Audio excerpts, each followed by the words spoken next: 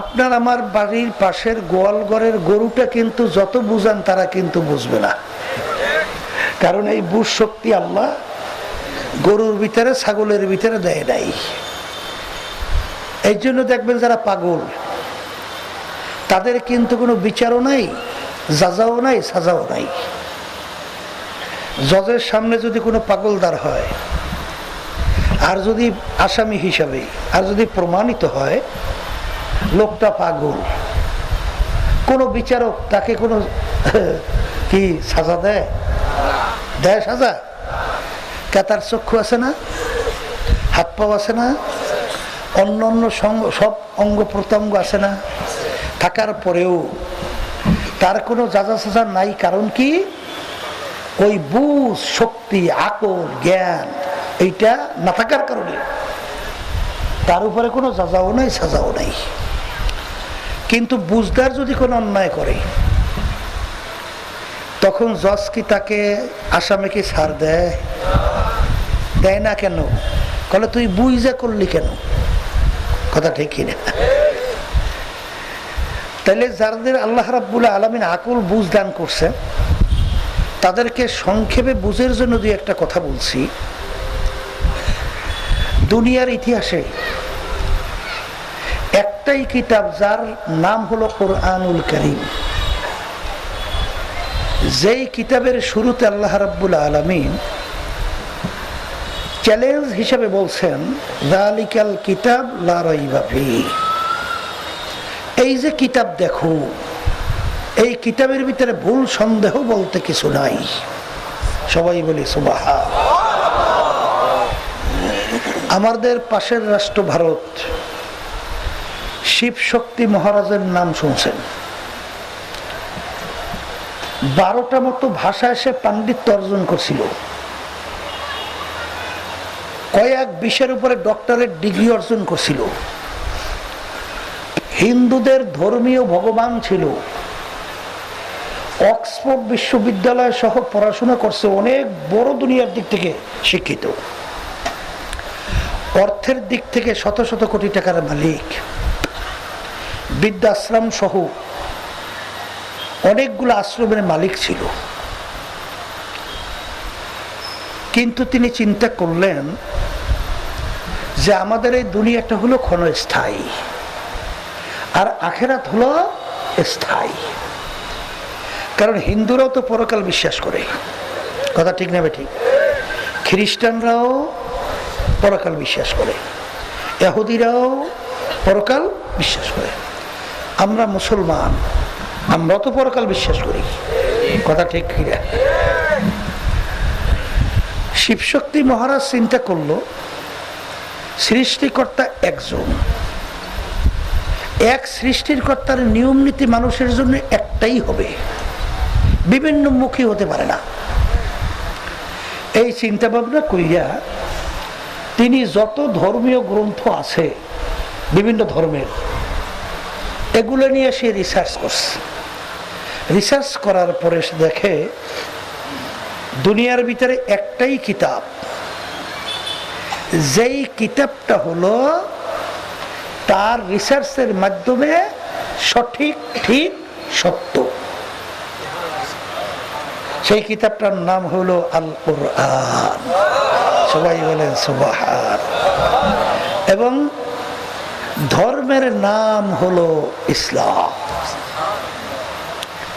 তিনি চিন্তা করলেন যে এই দুনিয়ার ক্ষণস্থায়ী এই সুখ শান্তি, বাহাদুরি, রাজত্ব, ক্ষমতা, সম্মান এ তো অল্প কয়েকদিন দেখতে না দেখতে শেষ হয়ে যায়, কিন্তু আখেরাতের জিন্দেগি শুরু হবে আর কোনোদিন শেষ হয়। এরপর তিনি চিন্তা করলেন মুসলমান হবে। এক পর্যায়ে তিনি রাত্রে ঘুমের ঘরের ভিতরে দেখে সরদার দো জাহান মুহাম্মদুর রাসূলুল্লাহ সাল্লাল্লাহু আলাইহি ওয়াসাল্লাম তার পাশে এসে দাঁড়িয়ে গেছে। আইসা বলতেছেন, শিবশক্তি মহারাজ কি চিন্তা করো?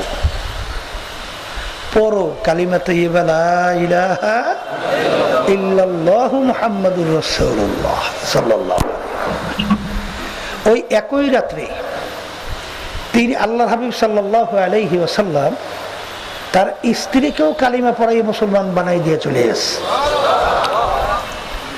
পরের দিন ভোরে উঠে একজন আরেকজনের কাছে কি জানি বলবে, যখন প্রকাশিত হয়ে গেল তখন শুকরিয়া আদায় করলো, আলহামদুলিল্লাহ, আল্লাহ আপনি আমাদেরকে মুসলমান হিসেবে কবুল করছেন।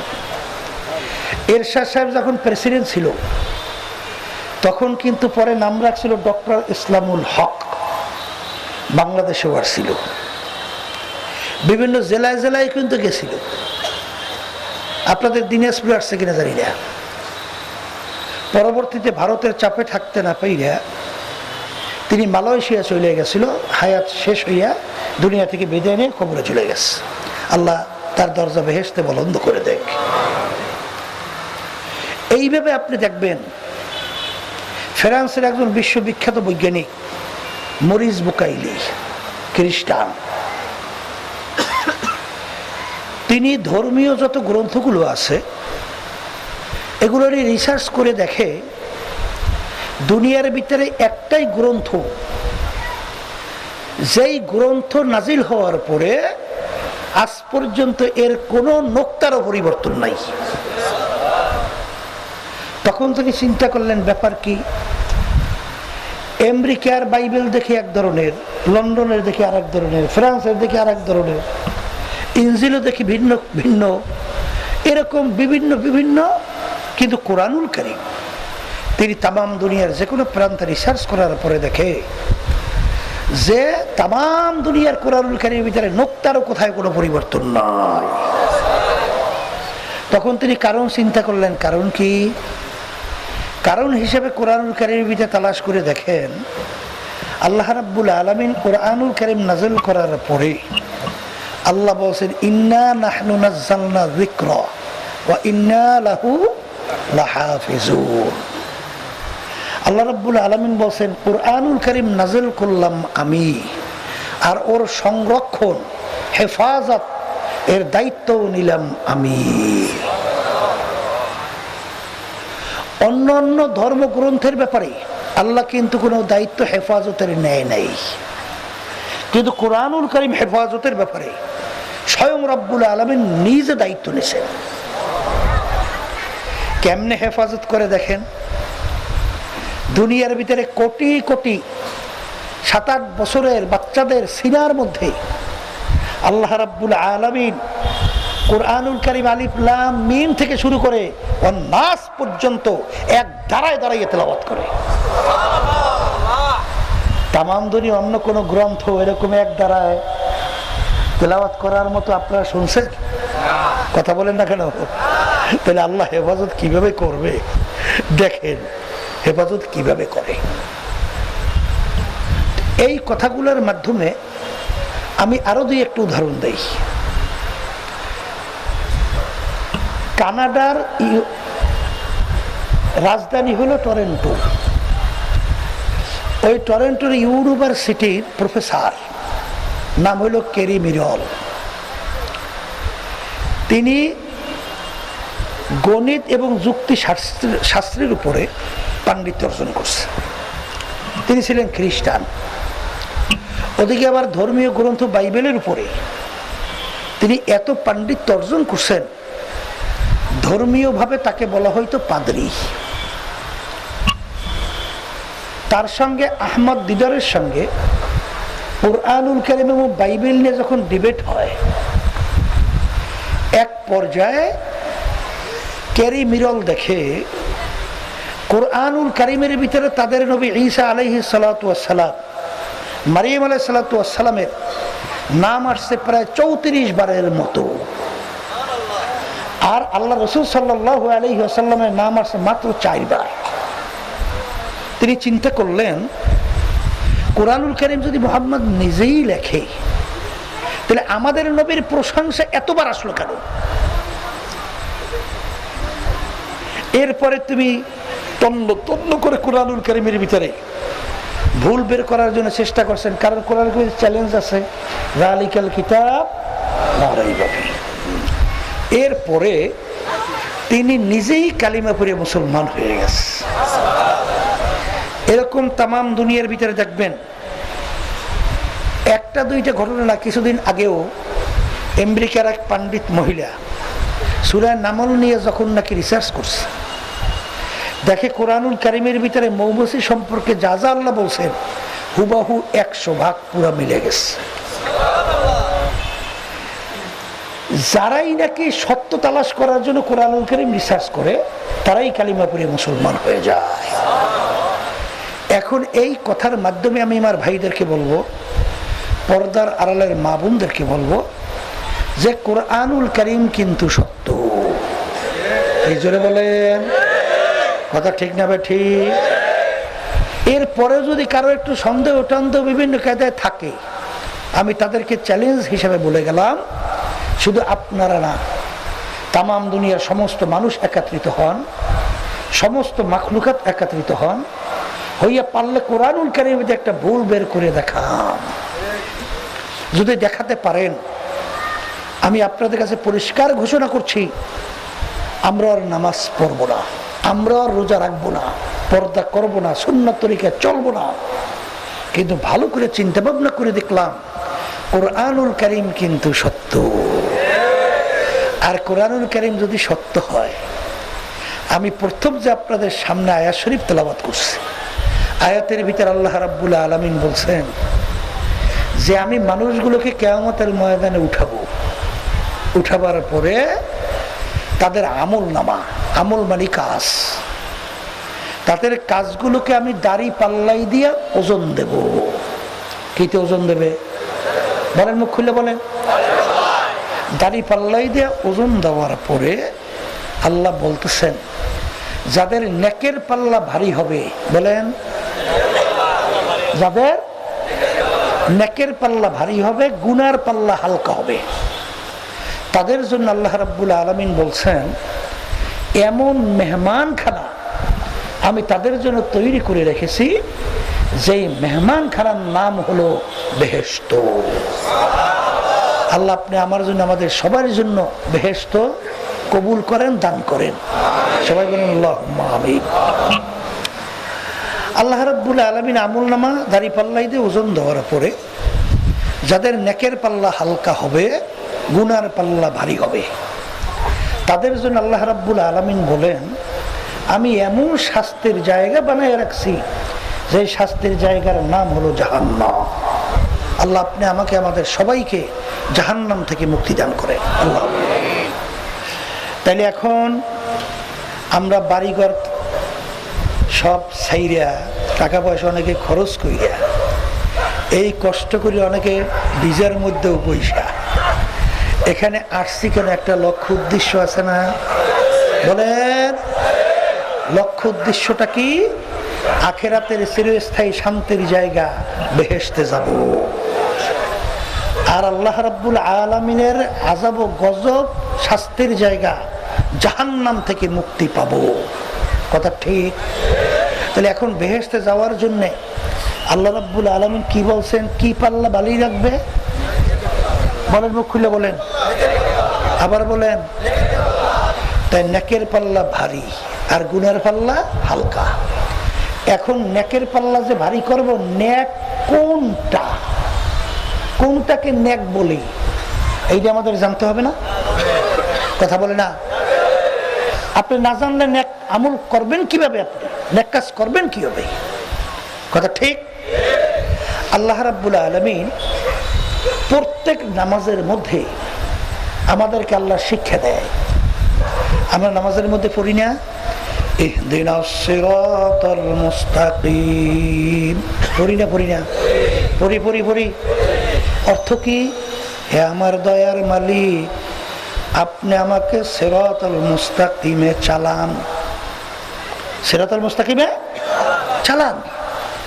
এবং সিরাতাল মুস্তাকিম কোনটা? আল্লাহ রাব্বুল আলামিন বলতেছেন সিরাতাল্লাযীনা আন'আমতা আলাইহিম, হে আমার দয়ার মালিক, যেই পথে চলার পরে যাদের উপরে আপনার পক্ষ থেকে নেয়ামত বর্ষিত হয়েছে, তাদের পথে আমাদেরকে চালান। এখানে কিন্তু আল্লাহ বলেন নাই সরাসরি হে আমার মালিক, আপনি আমাকে কোরআন এবং হাদিসের রাস্তায় চালান। বলছে এটা মুখ খুলে বলেন, সিরাতাল্লাযীনা আন'আমতা আলাইহিম। মালিক আপনি ওই পথে আমাদেরকে চালান যেই পথে চলার পরে আপনার পক্ষ থেকে যাদের উপরে আপনার নেয়ামত বর্ষিত হয়েছে, অর্থাৎ যাদের উপরে আপনি রাজি খুশি হয়ে গেছে। সবাই বলেন সুবহান। তাইলে বোঝা গেল যে আল্লাহ রাব্বুল আলামিনের নেয়ামত বর্ষিত যাদের উপরে হয়েছে সেই পথে আমাদেরকে চলবার জন্য বা চালাবার জন্য আল্লাহর কাছে দোয়া করতে বলছে। কি কথা ঠিক আছে না কোনো ভুল টুল আছে? ঠিক আছে। এখন কাদের উপরে আল্লাহ নেয়ামত বর্ষিত হয়েছে, আল্লাহ কাদের উপরে রাজি খুশি হয়েছে, তাদের পরিচয় লাগবে না লাগবে না? আল্লাহ রাব্বুল আলামিন কোরআনুল কারীমের ভিতর অন্য আয়াতে তাদের পরিচয় দেয়। মিনান নাবিয়িনা ওয়াস সিদ্দিকিনা ওয়াস শুহাদাই ওয়াস সালিহিন ওয়া হাসুনা উলাইকা রাফিকা। আল্লাহ রাব্বুল আলামিন রাজি খুশি কাদের উপরে হয়েছেন? বলেন নবী রাসূলদের উপরে। মুখ খুলে বলেন। এরপরে বলেন সিদ্দিকিনদের উপরে, এরপরে বলেন শুহাদায়ে কেরামদের উপরে, এরপরে বলেন তাদের ধারাবাহিকতায় কিয়ামত পর্যন্ত নেককার পরহেজগার আল্লাহ ওয়ালাদের উপরে আল্লাহর নেয়ামত বর্ষিত হয়েছে। জোরে বলেন। তাহলে এখন মুখস্থ করেন, বলেন নবীদের কাজ, বলেন সিদ্দিকিনদের কাজ, বলেন শুহাদায়ে কেরামদের কাজ, বলেন তাদের ধারাবাহিকতা কিয়ামত পর্যন্ত নেককার পরহেজগারদের কাজ।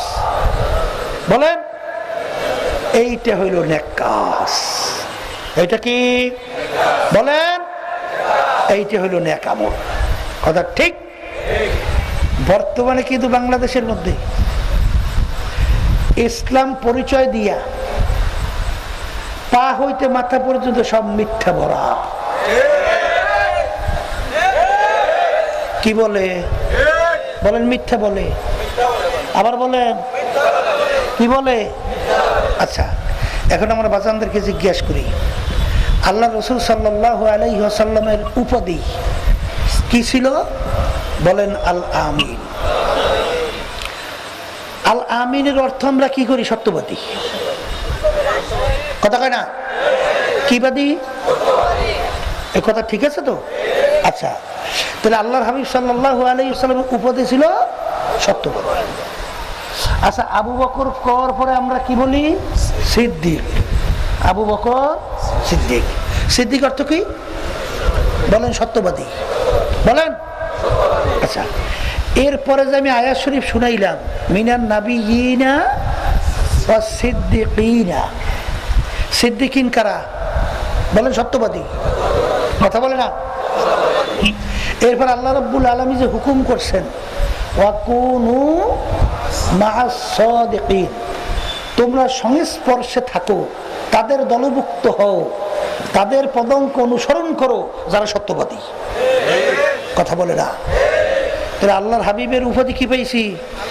বলেন সত্যবাদী। আবু বকর রাদিয়াল্লাহু তাআলার উপাধি কি পেয়েছি? সত্যবাদী। আল্লাহ রাব্বুল আলামিন যাদের উপরে নেয়ামত বর্ষিত হয়েছে এদের ভিতরে এক প্রকার কি? বলে সত্যবাদী। কথা কাটা। এরপরে আল্লাহ রাব্বুল আলামিন সম্পর্ক রাখতে বলছেন, দলভুক্ত হয়ে চলতে বলছেন, পদঙ্ক অনুসরণ করতে বলছেন কাদের? আসতে বলেন। আর বর্তমানে যারা ইসলামের নাম দিয়ে মাথা ওদের পাপ সব মিথ্যা, এদের সংস্পর্শিত আল্লাহ যাইতে কইছে। আসতে বলে। আর এদের আমলগুলাই তো সব নেক আমল। আসতে বলে। হ্যাঁ, ভালো করে যাই না রাখো। যারা মিথ্যা বলে মাসালা শুনে রাখেন, যাদের থেকে একবার মিথ্যা প্রমাণিত হয় জীবনে ওর থেকে কোনো হাদিস গ্রহণ করা জায়েজ নেই। কথা কয় না? এরপরে দেখবেন যার থেকে মিথ্যা প্রমাণিত হয় শরীয়তের দৃষ্টিতে ওর সাক্ষী অগ্রহণযোগ্য। ভুল বলছি না ঠিক বলছি? হ্যাঁ, হায় রে হায়, ইসলাম শিখে সত্য আর ইসলামের লেবাস লাগাইয়া মিথ্যা। এই যে ইরান আর ইসরায়েল আর যে আপনার আমেরিকা যুদ্ধ চলছে, এর ভিতরে যত সংবাদ প্রকাশিত হয়েছে, এর ভিতরে মিথ্যা বলছে কারা? আসতে বলে বলেন আমেরিকা ইসরায়েল, কথা ঠিক না বেটি? তাইলে যেগুলো মিথ্যক, ওরা কখনই আল্লাহর হাবিবের দলভুক্ত হতে পারে না। আবু বকর সিদ্দিক রাদিয়াল্লাহু তাআলা আনহুর দলভুক্ত হতে পারে না। এর আল্লাহ রাব্বুল আলামিন তাদের সঙ্গে সম্পর্ক রাখতে বলে নাই, বরঞ্চ ওরা যারা মিথ্যুক হবে, ইহুদিদের দালাল, খ্রিস্টানদের দালাল, মুসলমানদের দলভুক্ত হতে পারে না। হাসতামশা মনে করছেন নাকি? হাসতামশা? হ্যাঁ, ইহদিনাস সিরাতাল মুস্তাকিম সিরাতাল্লাযীনা আনআমতা আলাইহিম, যাদের উপরে আল্লাহর পক্ষ থেকে নেয়ামত বর্ষিত হয়েছে, মিনান নাবিয়িনা ওয়াস সিদ্দিকিনা ওয়াস শুহাদাই ওয়াস সালিহিন ওয়া হাসুনা উলাইকা রাফিকা। এই জন্য আমার বাজানদেরকে বলবো, বলেন নেক আমল কোনটা? বলেন নবী রাসূলদের আমল, বলেন সিদ্দিকিনদের আমল। আমল মানে বুঝছেন তো? বলেন কাজ। কাজ, আচ্ছা। বলেন শুহাদায়ে কেরামদের আমল, বলেন নেককার পরহেজগার কিয়ামত পর্যন্ত এই সিলসিলাওয়ারি যারা চলবে তাদের আমল। কথা ঠিক কিনা? এইটা না হলো, এইটাই হলো নেক আমল। আল্লাহ রাসূল সাল্লাল্লাহু আলাইহি ওয়াসাল্লামকে আল্লাহ পাঠাইছেন, যুগে যুগে নবী রাসূল আল্লাহ পাঠাইছে না? আসতে বলে সংখ্যা কত? বলেন 1 লক্ষ বা 2,24,000 মতো নবী রাসূলুল্লাহ দুনিয়াতে পাঠাইছে, ঠিক কিনা? এর ভিতরে সব শেষ নবী রাসূল নাম কি? মুহাম্মদুর রাসূলুল্লাহ সাল্লাল্লাহু আলাইহি ওয়াসাল্লাম। আচ্ছা, তা আল্লাহর হাবিব সাল্লাল্লাহু আলাইহি ওয়াসাল্লাম আল্লাহ পাঠাইছেন কারণ নাই? আসতে বলে আল্লাহ রাসূল সাল্লাল্লাহু আলাইহি ওয়াসাল্লাম বলেন, আমাকে আল্লাহ পাঠাইছেন কিসের জন্য?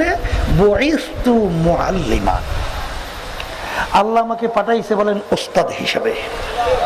বলেন বলেন বলেন কি হিসাবে? ওস্তাদ। তা ওস্তাদ হয়ে যে ছাত্র লাগবে না? তাহলে ওস্তাদ হয় কেমনে? কি লাগবে? বলেন আল্লাহ হাবিব সাল্লাল্লাহু আলাইহি ওয়াসাল্লাম ওস্তাদ, তার ছাত্র কারা? বলেন সাহাবায়ে কেরাম। কারা? আচ্ছা, এই সাহাবায়ে কেরামের সংখ্যা কত? বলেন এই 1.5 থেকে 1.5 লক্ষের কাছাকাছি। 1.5 থেকে আলাইহি ওয়াসাল্লামকে দেখছে এবং ঈমান সহকারে দুনিয়া থেকে বিদায় নিয়ে কবরে চলে গেছে। এদেরকে বলে কি? বলেন সাহাবায়ে কেরাম। এই সাহাবায়ে কেরাম তাদের কোনটা নেক আমল আর কোনটা বদ মানে গুনাহ, এইটা সরাসরি আল্লাহ রাসূল সাল্লাল্লাহু আলাইহি ওয়াসাল্লাম সাহাবায়ে কেরামদেরকে শিক্ষা দিয়েছে। কথা ঠিক? যেমন দেখবেন হাদিসের মধ্যে আসছে, আল্লাহ রাসূল সাল্লাল্লাহু আলাইহি ওয়াসাল্লাম সাহাবায়ে কেরামদেরকে বলতেছেন, তোমরা নামাজ পড়ো। তোমরা নামাজ পড়ছে, নামাজ বলে আবার পড়ো। এর অর্থ কি? হয় নাই। এর অর্থ কি? হয় নাই। পড়ছে আবার, বলে আবার পড়ো। এর অর্থ কি? হয় নাই। এরপরে আল্লাহ রাসূল সাল্লাল্লাহু আলাইহি ওয়াসাল্লাম বলতেছেন, আমি যেভাবে নামাজ পড়ি তোমরা সেইভাবে নামাজ পড়ো। তাইলে কি বুঝলেন?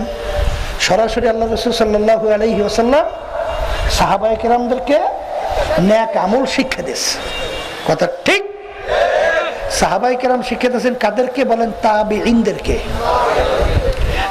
তাবিঈনরা শিক্ষা দিয়েছেন কারে? বলে তাবিঈনদেরকে। বলেন বলেন বলেন বলেন। এখন শোনেন, এই যুগে আইসা এক শ্রেণী আমার বাজানরা, এরা ইমাম মানে না, অর্থাৎ মুরব্বী মানে না, ওস্তাদ মানে না। তারা বলে সরাসরি কোরআন এবং হাদিসের উপরে আমল করবে। কথা ঠিক? আচ্ছা, এখন আমি একটু জিজ্ঞাসা করি, বাজানটা উত্তর দিয়ে। আচ্ছা, এক শ্রেণী আমার বাজানরা আছে মাদ্রাসায় পড়ে নাই, মাদ্রাসায় পড়ে নাই, কোরআন এবং হাদিস পড়ে নাই। আচ্ছা, কোরআন এবং হাদিস যদি না পড়ে তাইলে তারা আমলটা করবে কিভাবে? কলেজ যে কোনো একজনের তাকে শিখতে হবে। কথা বললেন? তাইলে যার থেকে আপনি শিখলেন তাকে ইমাম মানা হয় নাই, তাকে মুরব্বী মানা হয় নাই, তাকে উস্তাদ মানা হয় নাই? হ্যাঁ, কিন্তু বাজান আপনি যার থেকে শিখছেন তার হাদিস কি পরিমাণ জানা আছে? হাদিসের সংখ্যা তো 2-100 না, 2-1000 না, লক্ষ লক্ষ। কথা বলে না? লক্ষ লক্ষ না? আচ্ছা, তাহলে যাদের থেকে আপনি শিখছেন, আচ্ছা আমার সামনে পারলে চ্যালেঞ্জ করেন তো 100 হাদিস সনদ সহ কেউ মুখস্থ বলতে পারবে এরকম জানা মতে একজন আলেম আমার সামনে সনদ সহ 100 হাদিস আলা একটু নিয়ে আসেন তো। পাবেন? পাবেন? কঠিন ব্যাপার, সম্ভব কঠিন, বড় কঠিন। এর রেয়ার কিছু কিছু আছে, কঠিন। কিন্তু আমরা যাকে মুরব্বী মানি, ইমামুল আজম আবু হানিফা রাহমাতুল্লাহি আলাইহি, তার 6 থেকে 7 লক্ষের মতো হাদিস তার শুধু মুখস্থ হয়েছিল। এখন আসেন, আমরা 4 জন ইমাম বলি না উল্লেখযোগ্য বড় ইমাম? কয়জন বলেন? ইমামুল আজম আবু হানিফা রাহমাতুল্লাহি আলাইহি 1, এরপর বলেন শাফি রাহমাতুল্লাহি আলাইহি, এরপর কি বলি? ইমাম মালিক রাহমাতুল্লাহি আলাইহি, এরপর বলেন আহমদ ইবনে হাম্বল রাহমাতুল্লাহি আলাইহি। এই 4 ইমামকে আমরা বলি না বড় ইমাম? কথা কয় না? এই 4 জন ইমামের ভিতরে একজন ইমাম, ইমামুল আজম আবু হানিফা রাহমাতুল্লাহি আলাইহি, তিনি শুধুমাত্র সাহাবায়ে কেরামদেরকে দেখছে। কয়জন বলেন? বলেন কয়জন? তার নাম কি বলেন? ইমামুল আজম আবু হানিফা রাহমাতুল্লাহি আলাইহি, তিনি সাহাবায়ে কেরামদেরকে দেখছেন। আচ্ছা, এখন বলেন তাহলে সাহাবায়ে কেরাম ছাত্র হয়েছে কার? আল্লাহ রাসূল সাল্লাল্লাহু আলাইহি ওয়াসাল্লাম। তাহলে সাহাবায়ে কেরামদের আমল সরাসরি দেখছে কেডা? ইমামদের ভিতরে কে দেখছেন? ইমামুল আজম আবু হানিফা রাহমাতুল্লাহি আলাইহি। কথা ঠিক কিনা? এই আল্লাহর বান্দারা, ভালো করে বোঝা লাগবে বাজান। ঝগড়াঝাড়ি কইরা দলাদলি কইরা কবরে কিন্তু কোনো দল নাই। কবরে যদি যে কেউ বললাম আমি সর্বনায়ের মুরিদ, যথেষ্ট, আর তো কিছু লাগবে না। কি এই কবরে কোনো সর্বনের পরিচয় কাজ হয় না? হায় রে হায়। তাহলে ছাড়ছি না? জৈনপুর, ফুরফুরা, রাজাবাগ, দেওয়ানবাগ, মাঝবান্ডা, সুরেশ্বর, চন্দ্রপাড়া, আওয়ামী লীগ, বিএনপি, জাতীয় পার্টি, জামাত, এ কোনো পরিচয় কবরে নাই। এই পীরের জন্য প্রশ্ন 3টা। কয়টা? মুরিদের জন্য, এই প্রেসিডেন্টের জন্য প্রশ্ন 3টা, রাস্তার ফকির 3টা। আল্লাহু আকবার। তাহলে কবরে প্রশ্ন সবার জন্য সমান। মান রব্বুকা ওমা দীনুকা ওমান নাবিয়্যুকা। এই 3 প্রশ্নের ভিতরে কোথায় কি পাইছেন? তুমি চরমনাইয়ের কিনা, তুমি সারসিনার কিনা, তুমি জৈনপুরের কিনা, তুমি রাজারবাগ দেওয়ানবাগ কিনা, তুমি জামাতের কিনা, তুমি আওয়ামী লীগ বিএনপির কিনা, তুমি চৌধুরী বংশ না নাপ্তা বংশ? এখনো পরিচয় আছে না? যদি নাই থাকে কবরে কিন্তু বুঝা শুই না যাইয়েন। ও কবরে কিন্তু কোনো দলের পরিচয় নাই। বাজানদেরকে বলবো, পর্দা আলে মা বোনরা যারা শুনতেছেন, লক্ষ লক্ষ হাদিস, যেমন নাকি একটা হাদিসের কথা শুনাই, নামাজের ভিতরে বুকের ভিতরে হাত বাঁধার হাদিস, বলেন এটাও সহি কি? সঠিক। আবার নাভির নিচে হাত বাঁধার হাদিসও সহি। সঠিক কথা, ঠিক না বে ঠিক? এখন আপনি নামাজে দাঁড় হইছেন, এখন আপনি নামাজের ভিতরে একবার হাত বুকে বাঁধবেন, একবার নাভি নিচে বাঁধবেন, এরকম করবেন? দোনো হাতই সহি। আর আমল করবেন কিভাবে? এখন সাহাবায়ে কেরামদের আমল লাগবে, বলেন কাদের আমল লাগবে? আবার বলেন। সাহাবায়ে কেরামদের দেখার ভিতরে একজন কেডা? ইমামুল আযম আবু হানিফা। ওমর ফারুক রাদিয়াল্লাহু তাআলা নাম শুনছেন? আল্লাহর হাবিবের যে হাওয়ারিনদের ভিতরে সবচেয়ে কাছের দুই একজনের ভিতরে একজন ওমর ফারুক রাদিয়াল্লাহু তাআলা। ওমর ফারুক রাদিয়াল্লাহু তাআলা বলতেছেন, নামাজের ভিতরে পুরুষেরা হাত বাঁধবে তাহতা সুররা, নাভির নিচে। কথাটা বুঝেন? এর কারণও তো আছে। মহিলাদের সতর হলো বুক, মহিলাদের সতর কোথায়? আর পুরুষদের সতর হলো নাভির নিচ। কথা বুঝে? তাহলে পুরুষ পারবে নাভির নিচ, আর মহিলারা পারবে হাতের উপর। এই দুই হাদিসের ভিতরে তাকবীর দেওয়া লাগবে না? কি জোরে কোন লাগবে? লা ইলাহা ইল্লাল্লাহ, লা ইলাহা ইল্লাল্লাহ, লা ইলাহা ইল্লাল্লাহ, লা ইলাহা ইল্লাল্লাহ, ইল্লাল্লাহ, লা ইলাহা ইল্লাল্লাহ, লা ইলাহা ইল্লাল্লাহ, লা ইলাহা ইল্লাল্লাহ। যারা নতুন আমাদের চ্যানেলটির ওয়াজটি দেখলেন, তারা অবশ্যই সাবস্ক্রাইব করে পাশে থাকবেন পরের ভিডিও পাওয়ার জন্য। আমাদের চ্যানেলে শুধু ইসলামিক ওয়াজ মাহফিলের ভিডিও আপলোড করা হয়। ধন্যবাদ। আসসালামু আলাইকুম ওয়া রাহমাতুল্লাহ।